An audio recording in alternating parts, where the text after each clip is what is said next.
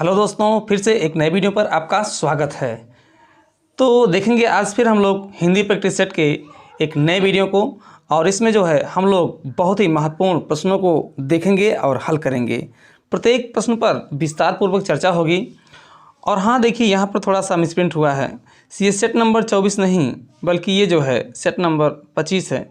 तो इसके पहले हिंदी प्रैक्टिस सेट के 24 सेट बनाए जा चुके हैं। अगर आपने नहीं देखा है तो ज़रूर देख लीजिएगा।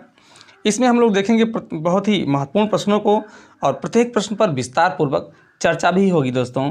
तो इसमें अगर 10 क्वेश्चन हल किया जा रहा है दोस्तों, तो आपको हम 100 क्वेश्चन तक पहुंचा रहे हैं। कम से कम 100 क्वेश्चन मान लीजिए आप टच जरूर कर रहे हैं दोस्तों।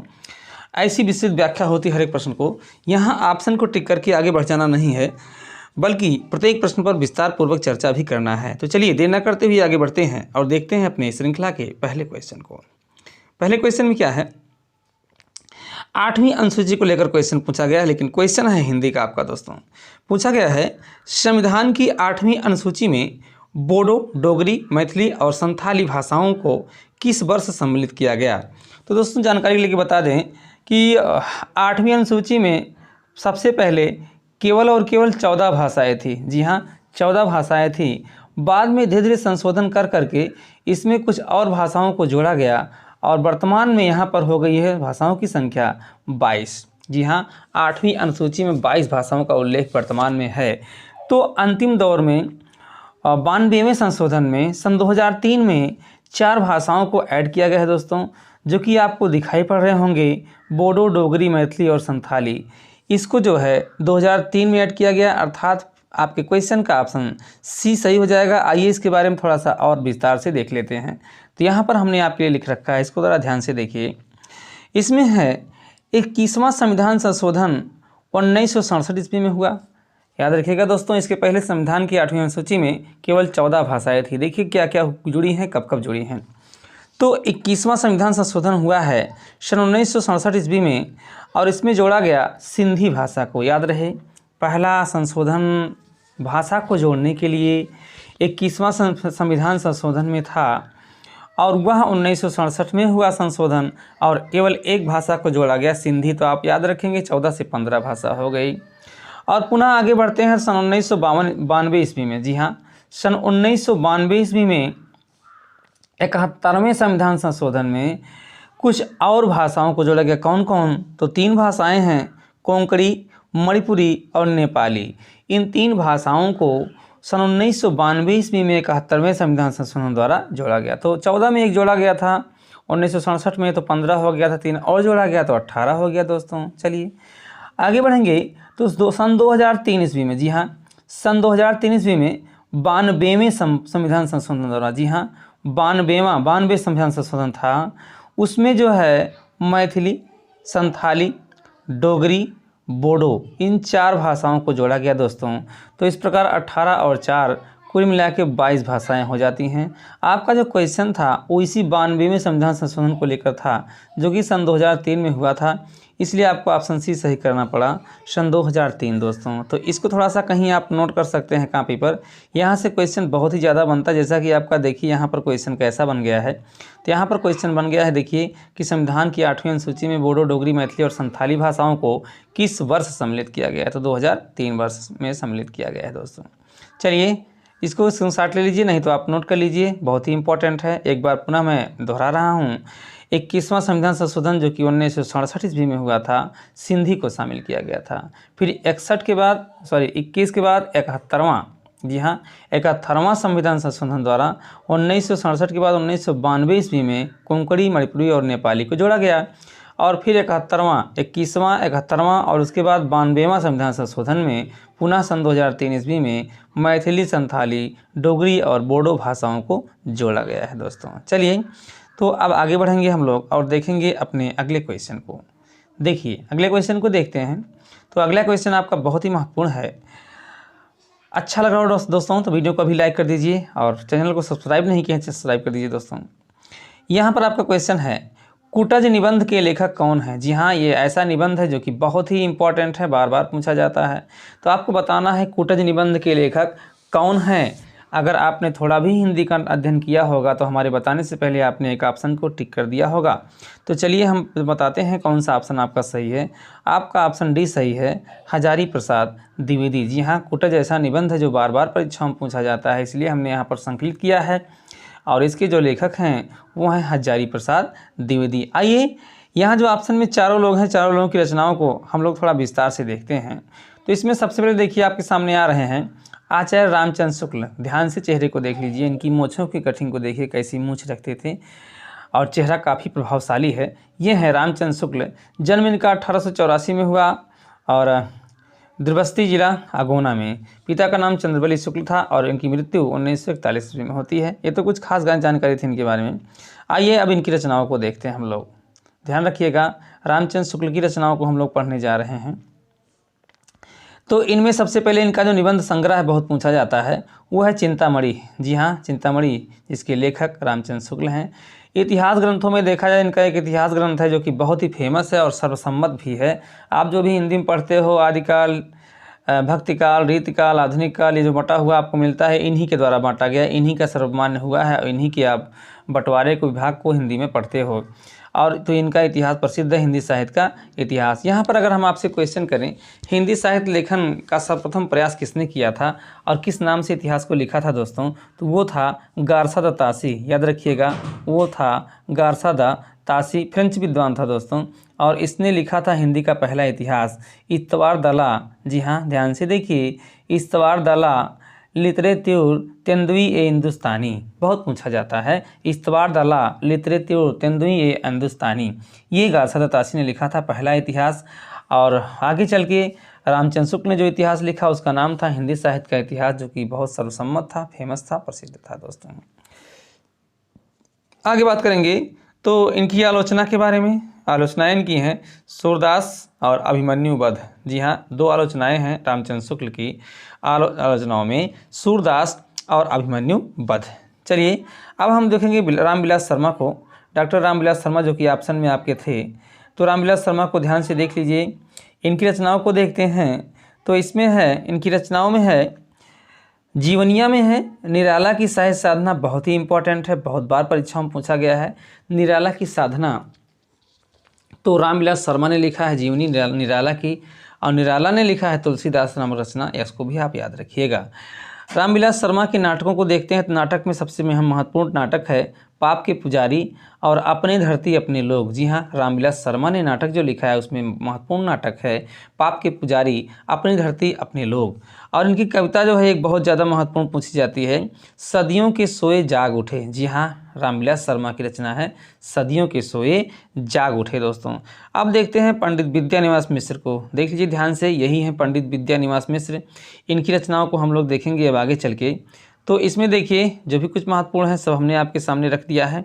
क्या है, सबसे पहले इनकी रचनाओं को देखेंगे, विद्यानिवास मिश्र की रचनाओं को। तो कितने मोर्चे, गांधी का करुण रस, और सबसे महत्वपूर्ण रचना यहाँ पर आपको मिल रहा है वो है चिड़िया रैन बसेरा, बहुत पूछा जाता है, विद्यानिवास मिश्र जी का है चिड़िया रैन बसेरा। अच्छा, इनके निबंध संग्रहों की बात करते हैं तो उसमें एक निबंध संग्रह बहुत ही इंपॉर्टेंट है, चितवन की छाह, मोस्ट इंपॉर्टेंट है दोस्तों। विद्यानिवास मिश्र का ये निबंध संग्रह है चितवन की छाह। निबंध होता है, एक निबंध उसमें होता है, लेकिन निबंध संग्रह में कई निबंधों को संग्रहित किया जाता है दोस्तों। तो चितवन की छाह नामक निबंध संग्रह जो है वो श्री विद्यानिवास मिश्र जी का है। बात करेंगे इनके निबंधों की तो बहुत ही फेमस, बहुत ही इंपॉर्टेंट, रहीमन पानी राखिए, ये एक निबंध है किसका, विद्यानिवास मिश्र का। आगे है हिंदी साहित्य का पुनरावलोकन, ये भी विद्यानिवास मिश्र का ही एक निबंध है दोस्तों। तो इस प्रकार हमने जो है हमारे क्वेश्चन में जो अंतिम आपको एक ऑप्शन मिलते हैं डॉक्टर हजारी प्रसाद द्विवेदी। चेहरा जरा इनका आप ध्यान से देख लीजिए, यही हैं आपके डॉक्टर हजारी प्रसाद द्विवेदी। और इनकी रचनाओं को अगर हम ध्यान से देखते हैं तो इनकी रचनाओं में जो भी कुछ है हम सब आपके सामने हमने रख दिया है दोस्तों। क्या है कि डॉक्टर हजारी प्रसाद द्विवेदी के जो निबंध संग्रह हैं उसमें है अशोक के फूल, जो कि मोस्ट इंपॉर्टेंट है। बाकी कूटज, जो कि आपके क्वेश्चन में ही पूछा गया है, हजारी प्रसाद द्विवेदी का निबंध संग्रह है। विचार और वितर्क, ये भी बहुत इंपॉर्टेंट है दोस्तों। बाकी कल्पलता और आलोक पर्व सबके सब इंपॉर्टेंट है, हजारी प्रसाद द्विवेदी की निबंध है इसलिए दोस्तों। तो अशोक के फूल, कूटज, विचार और वितर्क, कल्पलता, आलोक पर्व, ये सभी हजारी प्रसाद द्विवेदी के निबंध संग्रह है। आलोचनाओं में देखें, आलोचनाओं में इनकी है कालिदास की लालित योजना, जो कि बहुत ही इंपॉर्टेंट है, कालिदास की लालित योजना। आगे है कबीर, जी हाँ, कबीर एक आलोचना है जो कि डॉक्टर हजारी प्रसाद द्विवेदी का है। आगे बात करेंगे तो ऐतिहासिक ग्रंथ कितना इन्होंने लिखा है, तो एक नहीं, दो नहीं, बल्कि 3 इतिहास लिखा है, हिंदी साहित्य का इतिहास लिखा है। पहले का नाम है हिंदी साहित्य की भूमिका, दूसरे का नाम है हिंदी साहित्य का आदिकाल, तीसरे का नाम है हिंदी साहित्य। ये 3 ऐतिहासिक ग्रंथ इन्होंने लिखा है, किसने, तो डॉक्टर हजारी प्रसाद द्विवेदी ने। अब देखिए खास जो उपन्यास में इन्होंने क्या क्या उपन्यास लिखा है। बाणभट्ट की आत्मकथा, मोस्ट इंपॉर्टेंट दोस्तों, बहुत परीक्षा में पूछा जाता है। बाणभट्ट की आत्मकथा, ये जो है उपन्यास है किसका है, तो डॉक्टर हजारी प्रसाद द्विवेदी जी का है। और है उसके बाद चारुचंद्र लेख, ये भी है। आगे बात करेंगे जो कि मोस्ट इंपॉर्टेंट है, बहुत ही आवश्यक है दोस्तों, पुनर्नवा, परीक्षाओं के लिए रामबाण है, तो डॉक्टर हजारी प्रसाद द्विवेदी ने ही लिखा है पुनर्नवा। पुनर्नवा और कूटज बहुत पूछा जाता है। बाकी मोस्ट इंपॉर्टेंट है आपका अनाम दास का पोथा, ये भी बहुत पूछा जाता है, तो अनाम दास का पोथा जो है वो डॉक्टर हजारी प्रसाद द्विवेदी जी ने लिखा है। अब इनके देखेंगे संपादनों को, यहाँ गलत लिख गया, संपादनों में नाथ सिद्धों की बानियाँ, ये इनका संपादन है दोस्तों, संपादन ग्रंथ है। अब यहाँ सिद्ध की और नाथ की बात आ गई है, तो हिंदी साहित्य में सिद्धों की संख्या अगर से आपसे पूछी जाए कितनी है, तो सिद्धों की संख्या 84 है, और अगर नाथों की संख्या पूछी जाए तो नाथों की संख्या 9 है दोस्तों, ठीक है। और नाथों में सबसे मोस्ट इंपॉर्टेंट है आपका पूछा जाता है नाथ पंथ के प्रवर्तक, कौल संप्रदाय के प्रवर्तक, तो याद रखिएगा नाथ संप्रदाय के प्रवर्तक गोरखनाथ हैं और कौल संप्रदाय प्रवर्तक जो है वो मच्छंद्रनाथ हैं या मत्स्येंद्रनाथ है दोस्तों। चलिए अब हमने देखा कि हमारे यहाँ पर देखेंगे ध्यान से कुछ अनुदित रचनाएं हैं। प्रबंध चिंतामणि, लाल कनेर मोस्ट इंपॉर्टेंट है, और मेरा बचपन, ये सभी हजारी प्रसाद द्विवेदी जी की कलाकारी है दोस्तों। तो हमारे इस क्वेश्चन में जो 4 ऑप्शन था दोस्तों, चारों ऑप्शन पे हमने गहनता से विचार कर लिया है दोस्तों। इसीलिए हम कहते हैं कि प्रत्येक क्वेश्चन पे हम इतना विस्तार पूर्वक वर्णन देते हैं कि एक क्वेश्चन से आपका 10 क्वेश्चन तैयार होता है, तो 10 क्वेश्चन से आपका 100 क्वेश्चन तैयार हो जाएगा दोस्तों, ये हमारा वादा है। तो आपने देखा इस चारों ऑप्शन पे क्या क्या है खास, सभी को आपने देखा दोस्तों। चलिए अब आगे बढ़ेंगे और देखेंगे अपनी श्रृंखला का अब तीसरा क्वेश्चन दोस्तों। देखिए तो ये रहा तीसरा क्वेश्चन आपका, इसमें क्या पूछा गया है, पत्रिका को लेकर, पत्र को लेकर क्वेश्चन है, जो कि आपकी परीक्षा में एक टाइप का क्वेश्चन ये जरूर आता है पत्र पत्रिका को लेकर, और पूछा गया है तो भी एक बहुत ही फेमस पत्रिका से क्वेश्चन दोस्तों। क्या है, हंस पत्रिका का संपादन कहाँ से हुआ, किसने नहीं कहाँ से हुआ। तो आपको हम याद दिला दें, हंस पत्रिका का प्रकाशन एक बार शुरू हुआ, फिर बंद हो गया, फिर कुछ समय के बाद किसी ने फिर उसको शुरू किया, 2 बार इसका संपादन आप कह सकते हैं, पुनर्प्रकाशन दूसरी बार भी इसका हुआ। तो क्या मुंबई सही है, बनारस सही है, दिल्ली सही, जयपुर सही, जरूर आप बताइए। तो फिलहाल इसका जो है वो बनारस सही है, और बनारस से हंस पत्रिका को किसने जो है निकाला था, इसकी स्थापना इसका संपादन किसने किया था, तो वो हैं मुंशी प्रेमचंद। जी हाँ, वो मुंशी प्रेमचंद जी हैं, प्रगतिशील लेखक संघ के अध्यक्ष। 1936 ईस्वी में इन्होंने ही प्रगतिशील लेखक संघ की अध्यक्षता की थी दोस्तों, आपको याद होगा। तो यहाँ देखेंगे और कुछ पत्र पत्रिकाओं के बारे में, इसको तो हमने जान ही लिया। देखिए हंस जो है 2 बार प्रकाशित हुआ, एक बार तो इसे जो है प्रेमचंद जी ने शुरू किया था, कहाँ से, तो बनारस से, लेकिन 1936 के बाद वो नहीं रहे, तो उसके बाद ये पत्रिका का संपादन भी बंद हो गया। लेकिन देखिए हंस मासिक पत्रिका थी, और 1930 ईस्वी में बनारस से इसे प्रेमचंद जी ने शुरू किया था चलाना दोस्तों। पत्रिका मतलब पत्र पत्रिका, ऐसे अखबार आपका होता है, रोज आता है। तो पत्रिकाओं में कोई होता है हफ्ते में एक दिन आता है, कोई महीने में एक दिन आता है, कोई 3 महीने में एक दिन आता है, यही फर्क है दोनों में। अच्छा देखिए, तो 1930 में तो इसको जो है प्रेमचंद जी ने चलाया, और 36 के बाद लगभग या समाप्ति कगार पे पहुंच गया। तो बाद में इसी हंस पत्रिका का जो है वो पुनर्प्रकाशन किया, किसने, तो दिल्ली से 1986 ईस्वी में राजेंद्र यादव ने, याद रखिए किसने, राजेंद्र यादव ने। यानी 1986 और 1930 में कितना फ़र्क है आप जान सकते हैं दोस्तों। क्या बात करेंगे और कुछ पत्रिकाओं के बारे में, तो जी हाँ, हम लोग कुछ और पत्रिकाओं के बारे में बात करेंगे। बनारस की मासिक पत्रिका जो थी उसका नाम था बाल बोधनी, और किसने इसका संपादन किया, तो वो है आपके भारतेंदु हरिश्चंद्र जी। लेकिन ख़ास बात थी 1874 में जो ये बाल बोधनी पत्रिका को चलाया था भारतेंदु जी ने, वो पत्रिका केवल महिलाओं के लिए था दोस्तों, केवल महिलाओं के लिए। तो इसलिए खास हो जाता है कि बाल बोधनी पत्रिका जिसके संपादक भारतेंदु हरिश्चंद्र जी हैं, 1874 में इसको शुरू किया और मासिक पत्रिका थी और केवल महिलाओं के लिए थी दोस्तों। आगे हैं नई दिल्ली का मासिक पत्र क्या है, तो वो ज्ञानोदय है। कौन सा ज्ञानोदय, बल्कि नया ज्ञानोदय। और ये भी हाल ही का पत्र है, सन 2002 ईस्वी में इसे रविंद्र कालिया ने जो है चलाया था, संपादन इसका किया था, और इसी पर उनको जो है ज्ञानपीठ का पुरस्कार भी मिला था दोस्तों। नई दिल्ली से ही एक और त्रैमासिक पत्र, मतलब 3 महीने में एक बार आने वाला पत्र है, उसका नाम है वाक। बहुत ही इंपॉर्टेंट है क्योंकि ये आधुनिक का है, बहुत ही नया है, क्योंकि इसका जो है संपादन 2007 में हुआ था दोस्तों। और किसने किया था, तो सुधीर चौधरी ने। जी हाँ, सुधीर चौधरी ने। 2002 वाले का रविंद्र कालिया ने और 2007 वाले का सुधीर चौधरी ने, याद रखिएगा दोस्तों। आगे कुछ बहुत ही महत्वपूर्ण बात हम लोग करने वाले हैं, तो ध्यान से बने रहिएगा इस वीडियो पर। क्या बात करेंगे हम लोग, तो हम लोग बात करेंगे यहाँ पर भारत का प्रथम समाचार पत्र। ध्यान से सुनिए दोस्तों, भारत का कौन था, तो प्रथम यानी पहला समाचार पत्र कौन था, तो वो बंगाल गजट था। 9 जनवरी सन 1780 ईस्वी में इसको ऑगस्टस हिक्की ने इसका संपादन किया था। अंग्रेज था दोस्तों, और भारत की बात हो रही है, स्वतंत्र भारत की बात तो हो नहीं रही है। इसलिए जब क्वेश्चन हो भारत का प्रथम समाचार पत्र कौन था, तो बंगाल गजट होगा। 9 जनवरी सन 1780 ईस्वी में इसे ऑगस्टस हिक्की ने ही संपादित किया था। अब बात करेंगे भारत का प्रथम हिंदी का पत्र। ये तो हिंदी का नहीं था, ये तो आप जानते हैं अंग्रेज ने किया था। लेकिन भारत का प्रथम हिंदी पत्र कौन था, अगर क्वेश्चन हो भारत का प्रथम समाचार पत्र कौन था, तो बंगाल गजट होगा। लेकिन वहीं पर अगर आपका क्वेश्चन हो भारत का प्रथम हिंदी पत्र कौन था, तो वो है उदंत मार्तंड। बहुत ही फेमस, बहुत ही इंपॉर्टेंट वो पत्र है दोस्तों, उदंत मार्तंड। बात करें तो यह 30 मई सन 1826 ईस्वी में संपादित किया गया, और इसको संपादित करने वाले हैं पंडित जुगल किशोर। जी हाँ, पंडित जुगल किशोर, और यह कलकत्ता से प्रकाशित होता था। आगे पढ़ेंगे, तो अगर आपसे पूछे भारत का पहला समाचार पत्र, तो बंगाल गजट होगा। अगर आपसे पूछे भारत का प्रथम हिंदी पत्र या हिंदी समाचार पत्र, तो उदंत मार्तंड होगा। लेकिन अगर आपसे पूछ ले हिंदी प्रदेश से प्रकाशित होने वाला प्रथम हिंदी पत्र या हिंदी समाचार पत्र कौन सा है, तो वो है बनारस में ही चला था, बनारस अखबार। जी हाँ, बनारस अखबार, क्योंकि बनारस हिंदी प्रदेश है और बनारस से ही चला बनारस अखबार। इसका जो है संपादन 1849 ईस्वी में राजा शिव प्रसाद सितारे हिंद ने किया था, और यह काशी से प्रकाशित होता था दोस्तों। चलिए अब हम लोग बात करेंगे आगे कुछ और ख़ास।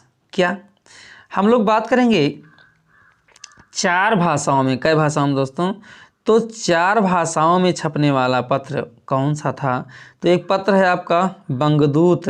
बंगदूत जो है 4 भाषाओं में छपता था, और इसके संपादक कौन थे, तो कोई और नहीं आपके राजा राम मोहन राय जी थे। 1829 ईस्वी में कलकत्ता से इस पत्र का संपादन उन्होंने शुरू किया था। आगे है भारत का प्रथम हिंदी दैनिक पत्र, तो वो है समाचार सुधा वर्षण। हिंदी दैनिक का मतलब रोज़ आने वाला ऐसा पत्र जो आज रोज़ आता है, जैसे अखबार आपका डेली आता है, वैसे ये भी डेली आता था। कहाँ, तो कलकत्ता में। जी हाँ, कलकत्ता में डेली आने वाला अखबार था, जिसका नाम था समाचार सुधा वर्षण। ये भी बहुत इंपॉर्टेंट है। इसके संपादक कौन थे, तो श्याम सुंदर दास। जी हाँ, श्याम सुंदर दास। और कब इसका संपादन शुरू हुआ, तो 1854 ईस्वी में। ये सभी पॉइंट आप याद रखिएगा। अब हम कुछ पत्र पत्रिकाएँ आपको ट्रिक से याद कराना चाहते हैं। कुछ ट्रिक हमने स्वयं बनाई हुई है, उस ट्रिक को आपके सामने लाना चाहते हैं दोस्तों। ये एक छोटा सा ट्रिक है, और प्रयास है हमारा कि इससे आपको जो भी महत्वपूर्ण है, कुछ महत्वपूर्ण पत्र पत्रिकाएँ याद हो सकें। तो एक ट्रिक है आपका, एक ट्रिक है वा प्रभाव आकीसा बटे हिबाक आईना। अब वा प्रभाव आकीसा मतलब से सभी संपादक हैं, और हिबाक आईना मतलब ये सभी पत्रिकाएं हैं दोस्तों। तो ये आपका ट्रिक है। आइए समझते हैं इस ट्रिक से कैसे हम निकालेंगे सभी पत्र पत्रिकाओं को। तो वा प्रभाव आकीसा, इसमें बा से बालकृष्ण भट्ट हो गए, क्योंकि सब संपादक का नाम है, तो बा से बालकृष्ण भट्ट हो गए। और प्रा से प्रताप नारायण मिश्र हो गए, और भा से भारतेंदु हरिश्चंद्र हो गए, वा से बद्रीनारायण चौधरी हो गए, और की से किशोरी लाल हो गए, और सा से श्याम सुंदर दास हो गए। ये तो आप सीरियल क्रम लगा लेंगे ऊपर वाले का, जो संपादकों के लिए ट्रिक है। अब बटे हिबा का आईना है तो हिबा का आईना से उसी क्रम में सबके संपादक मिल जाएंगी या कुछ हिंदी की रचना मिल जाएगी। तो बालकृष्ण भट्ट जो थे वो किस पत्रिका का संपादन किया, तो ही से हिंदी प्रदीप। और प्रताप नारायण ने क्या किया, तो बा से ब्राह्मण पत्रिका का संपादन। भारतेंदु ने किसका किया, तो यहाँ पर का से कवि वचन सुधा। इसके बाद आएंगे बद्रीनारायण चौधरी प्रेमघन ने किस पत्रिका का संपादन किया, तो आ से आईना में आ से आनंद कादम्बिनी। और बात करेंगे किशोरी लाल ने, यहाँ क्या है, तो किशोरी लाल की एक कहानी दी गई है दोस्तों। क्या कहानी है किशोरी लाल की, तो ई से आईना में ई है तो ई से इंदुमती, जो कि एक कहानी है, प्रथम कहानी है। आगे बढ़ेंगे ना से, तो अब यहाँ आप देखें लास्ट में सा से श्याम सुंदर दास है, तो ना से नगरी पचाड़ी सभा, जिसका जो है स्थापना वर्ष क्या है 1893, और स्थान कहाँ है, तो काशी है दोस्तों। इस प्रकार इस ट्रिक से वा प्रभा वाकीसा बटे हिबा का आईना से आप जो है इतने महत्वपूर्ण बिंदुओं को याद कर सकते हैं दोस्तों। अब आगे बढ़ेंगे और देखेंगे थोड़ा सा कुछ बहुत ही महत्वपूर्ण क्वेश्चन को। इसको आपने सही कर लिया होगा, कहाँ है, तो बनारस है। अब देखिए आगे देखते हैं अगले एक बहुत ही महत्वपूर्ण, फिर एक महत्वपूर्ण क्वेश्चन को दोस्तों। इसमें क्या है, भाषा परिवारों की संख्या कुल कितनी है, तो भाषा परिवारों की संख्या कुल कितनी है, तो भाषा परिवारों की संख्या कुल 4 है दोस्तों। कौन कौन, तो इसके लिए भी एक ट्रिक है, भद्राची। जी हाँ, आप लिख लीजिए कहीं भद्राची। इसी से आपको चारों भाषा परिवारों के नाम याद हो जाएंगे। भा से आपका हो जाएगा भारोपी, क्या, भा से भारोपी हो जाएगा। द्रा से द्रविड़ हो जाएगा दोस्तों, आप याद रखें, द्रा से द्रविड़ हो जाएगा। और आ से आष्ट्रिक हो जाएगा दोस्तों, क्या, आ से आष्ट्रिक हो जाएगा। और ची से क्या होगा, तो ची से चीनी तिब्बती हो जाएगा दोस्तों। तो भारोपीय, इसके बाद जो है द्रविड़, इसके बाद आष्ट्रिक, इसके बाद चीनी तिब्बती, ये 4 भाषा परिवार हैं पूरे विश्व में दोस्तों। तो इसलिए आपका ऑप्शन भी सही होगा। चलिए, जब कोई बात नहीं है तो आगे बढ़ते हैं। हाँ, यहाँ चारों भाषा परिवार लिखे गए हैं, आप चाहें तो स्क्रीनशॉट ले सकते हैं।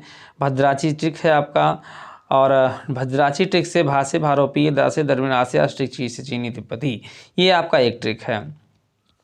आगे बढ़ेंगे और क्या देखेंगे अगले क्वेश्चन को, तो जी हाँ, हम लोग देखेंगे अगले एक बहुत ही महत्वपूर्ण क्वेश्चन को। चलिए, यहाँ पर दिया गया है, निम्नलिखित में से कौन से कवि अष्टाप के नहीं हैं। जब क्वेश्चन में नहीं हो दोस्तों, तो जरा आप ध्यान से ऑप्शन को देखिए। यानी 3 इसमें से अष्टाप के कवि होंगे और एक जो है वो नहीं होंगे। तो देखिए यहाँ नाम है नंददास, कुंभनदास, रसखान और सूरदास। तो इसमें से जो है नंददास और कुंभनदास और सूरदास तो हैं अष्टाप के कवि, लेकिन यहाँ पर एक ऑप्शन जो रसखान दिया गया है यही आपका सही होगा, क्योंकि रसखान अष्टाप के कवि नहीं हैं। अब देखिए, तो फिर आप यहाँ कैसे याद करोगे, क्या करोगे कि अष्टाप कवि कौन कौन हैं, कौन कौन नहीं हैं। तो इसके लिए भी हमने एक ट्रिक दे रखा है दोस्तों। उस ट्रिक को आप ध्यान से देखिए। वो ट्रिक है आपका कृपाकस। ध्यान से देखिए, कृपाकस बस शब्दावली है, आराम से याद कर लेंगे, इसका कोई मतलब नहीं होता है दोस्तों। शब्दावली है जिससे हमको याद हो जाता है आराम से। तो छीगोचनम, जी हाँ, कृपाकस और छीगोचनम, यहाँ ये 8 कवियों का नाम है 8 अक्षरों के द्वारा। इस शब्दावली को याद कर लीजिए, कृपाकस छीगोचनम, कृपाकस छीगोचनम। तो यहाँ कृ से कृष्णदास हो जाएगा, पा से परमानंद दास हो जाएगा, और का से जो है आपका कुंभन दास हो जाएगा, और सा से सूरदास हो जाएगा। यहाँ आइए, छी से छीत स्वामी हो जाएगा, गो से गोविंद स्वामी हो जाएगा, चा से चतुर्भुज दास, और ना से नंददास। तो ये कुल 8 कवि आपके अष्टाप के हैं। इस ट्रिक को आप लिख के 2-4 बार प्रैक्टिस करिए, तो आपको 8 अष्टाप के कवियों का नाम जो है वो याद हो जाएगा। और बात करें अगर अष्टाप की स्थापना की, तो विट्ठल नाथ ने अष्टाप की स्थापना सन 1565 ईस्वी में किया था दोस्तों। और इस प्रकार जो है ये जो 4 आपको 8 शिष्य दिखाई पड़ रहे हैं, 8 में से 8 शिष्य एक ही गुरु के नहीं हैं। इसमें से पहले 4 शिष्य जिससे कृपाकस का नाम निकला है, वो 4 शिष्य आपके जो है वल्लभाचार्य के हैं, और छीगोचनम के 4 शिष्य जो हैं वो विट्ठल नाथ के हैं। तो वल्लभाचार्य के ही पुत्र विट्ठल नाथ थे। और यहाँ पर जो है अगर एक बहुत महत्वपूर्ण आपसे चर्चा हम कर लें कि भाई वल्लभाचार्य के कितने शिष्य थे, तो ध्यान दीजिएगा वल्लभाचार्य के शिष्यों की संख्या कितनी थी, 84 थी। वहीं अगर उनके पुत्र विट्ठलनाथ के शिष्यों की संख्या आपसे पूछ लें तो उनकी संख्या 252 थी। और विट्ठलनाथ के पुत्र ने इन्हीं के ऊपर एक ग्रंथ लिखा है, एक लिखा है 84 वैष्णव की वार्ता और एक लिखा है 252 वैष्णव की वार्ता। तो गोकुलनाथ ने लिखा है, इन्होंने अपने पिता विट्ठलनाथ के शिष्यों का वर्णन तथा अपने दादा वल्लभाचार्य के शिष्यों का वर्णन जो है किया है, जिसमें 84 शिष्य जो है वल्लभाचार्य के हैं, 252 विट्ठलनाथ के हैं दोस्तों। चलिए, संभवतः हमको लग रहा है आपको समझ में आ गया होगा या आ रहा होगा आराम से। तो अब हम लोग आगे बढ़ेंगे और देखेंगे अपने इस श्रृंखला के 6वें क्वेश्चन को दोस्तों। क्या है 6वां क्वेश्चन? तो 6वां क्वेश्चन आपका यहाँ है, इसमें दिया गया है कि हिंदी भाषा की बोलियों के वर्गीकरण के आधार पर छत्तीसगढ़ी बोली है, यानी कहाँ की है छत्तीसगढ़ी बोली जो है वो पूर्वी हिंदी की है या फिर पश्चिमी हिंदी की है या फिर पहाड़ी हिंदी की है या फिर राजस्थानी हिंदी की है दोस्तों, कहाँ की है? तो आपकी हिंदी की जो है वो 5 उपभाषाएँ हैं और 5 उपभाषाओं की कुछ बोलियां हैं जिनकी कुल मिला के संख्या 18 होती है दोस्तों। तो हम आपको स्पष्ट करना चाहेंगे, पहले देखिए तब ऑप्शन तो आप बाद में सही करिएगा दोस्तों। देखिए यहाँ पर जो है सभी बोलियां आपको 5 उपभाषाएं दी गई हैं और उनकी जो है वो सभी बोलियां दी गई हैं दोस्तों। ज़रा ध्यान से एक बार देख लेते हैं। पूर्वी हिंदी सबसे पहले देखेंगे, तो पूर्वी हिंदी की तरफ अवधी, बघेली और छत्तीसगढ़ी, ये 3 बोलियां हैं जिनको बोलने का क्षेत्र मध्य प्रदेश और छत्तीसगढ़ है। आगे बढ़ेंगे, पश्चिमी हिंदी को देखेंगे तो कौरवी या खड़ी बोली, यहाँ आप एक सीख खोल लेंगे कि खड़ी बोली का दूसरा नाम क्या है, कौरवी है। और बांगुरी या हरवाड़ी, हरियाणवी, तो हरियाणवी को ही बांगरू कहा जाता है। और ब्रजभाषा बुंदेली और कन्नौजी, ये आपकी 5 बोलियां पश्चिमी हिंदी से निकली हुई हैं। खास तौर से याद रखना अवधी और ब्रजभाषा, तो अवधी जो है पूर्वी हिंदी से है और ब्रजभाषा जो है वो पश्चिमी हिंदी से है दोस्तों, इसको आप याद रखिएगा। बाकी इन 5 बोलियों का बोलने का जो क्षेत्र है वो हरियाणा या फिर उत्तर प्रदेश है दोस्तों। आगे बढ़ेंगे और देखेंगे बिहारी हिंदी के अंतर्गत, बिहारी उपभाषा के अंतर्गत कितनी भाषाएं आती हैं, तो उसमें है भोजपुरी, मैथिली और मगही, ये 3 बोलियां आती हैं। ये बिहार और उत्तर प्रदेश में बोली जाती हैं। आगे बात करेंगे चौथे नंबर पर, तो वो है राजस्थानी। इसके अंतर्गत आती है जयपुरी या ढुढाड़ी और मारवाड़ी, मेवाती और मालवी, ये सभी राजस्थान में बोली जाती है दोस्तों। अंतिम में देखेंगे पहाड़ी हिंदी को, तो पहाड़ी हिंदी उपभाषा से कुमाऊनी, गढ़वाली और हिमाचली, इन 3 भाषाओं का जो है वो निकली है भाषाएं। तो इसलिए जो है कुल मिला के आपकी 18 बोलियां हो गई होंगी, 5 उपभाषाओं से निकली हुई है दोस्तों। याद हो गया होगा आपको संभवतः। तो अब आते हैं क्वेश्चन पर, हिंदी भाषा की बोलियों के वर्गीकरण के आधार पर छत्तीसगढ़ी कहाँ की बोली है? तो आप देख रहे हैं यहाँ पर नीचे छत्तीसगढ़ी जो है वो कहाँ की है, तो पूर्वी हिंदी है। जी हाँ, छत्तीसगढ़ी पूर्वी हिंदी है, अर्थात आपका ऑप्शन ए सही हो जाएगा दोस्तों, पूर्वी हिंदी। चलिए आगे बढ़ेंगे और देखेंगे अब अगले थोड़ा सा अगले और क्वेश्चन को। तो ये रहा आपका 7वां क्वेश्चन जो कि उच्चारण स्थान को लेकर है दोस्तों। क्या पूछा गया इसमें आपसे साफ साफ पूछ लिया गया है, घ का उच्चारण स्थान कौन सा है? घ, क, ख, ग, घा, इसी घा का उच्चारण स्थान क्या है? तो फिलहाल घा का उच्चारण स्थान जो है वो कंठ है दोस्तों, आपका ऑप्शन बी सही हो जाएगा। ठीक है, ऑप्शन बी सही हो जाएगा। और आइए अब जान लेते हैं प्रत्येक वर्णों का उच्चारण स्थान एक नज़र में। तो देखिए यहाँ पर सभी अक्षरों को लिखा गया है, उनका उच्चारण स्थान भी लिखा गया है। थोड़ा ध्यान से एक बार देख लीजिए तो आपको सब याद हो जाएगा दोस्तों। देखिए इसमें दिया गया है कि छोटा आ, बड़ा आ, का वर्ग माने का, ख, ग, घ, अंगा, 5 अक्षर, और आहा और हा, इन सभी का उच्चारण स्थान क्या है? कंठ है। आगे बात करेंगे तालव्य की, तो छोटी बड़ी चा वर्ग यानी चा, छा, झा, इया और या और बड़ा सा, इन सब का उच्चारण स्थान तालु है। इसके बाद री टा वर्ग माने टा, ठा, ढा, अड़ा और रा और खष्टी सा, ये सभी आपके मूर्धन्य हैं। और उसी में बात करेंगे कि ला छोटा सा, ता वर्ग माने ता, था, धा, ना और लिरी, इन सब का उच्चारण स्थान जो है वो दंत है। हालांकि लिरी दोस्तों हिंदी में नहीं है, लेकिन फिर भी उसका उच्चारण स्थान हमको जानना था तो हमने आपको बता दिया। आगे है ओष्ठ वर्ण, वो है छोटाऊ और बड़ाऊ और पा वर्ग यानी पा, फ, ब, म। और वहीं पर बात करेंगे दंतौष्ठ वर्ण कितने हैं, तो एक ही वर्ण है, बहुत इंपॉर्टेंट है, लेकिन बहुत बार परीक्षा में पूछा जाता है कि वाह का उच्चारण स्थान क्या है। तो वाह का उच्चारण स्थान क्या है दोस्तों? तो दांत और ओष्ठ दोनों है, इसीलिए कहा गया दंतौष्ठ। आगे करेंगे कंठ तालव्य वर्णों की बात करेंगे तो ए और ऐ दो अक्षर आपके कंठ तालव्य हैं। और कंठोष्ठ की बात करेंगे तो ओ और ओ कंठ और ओष्ठ दोनों है दोस्तों।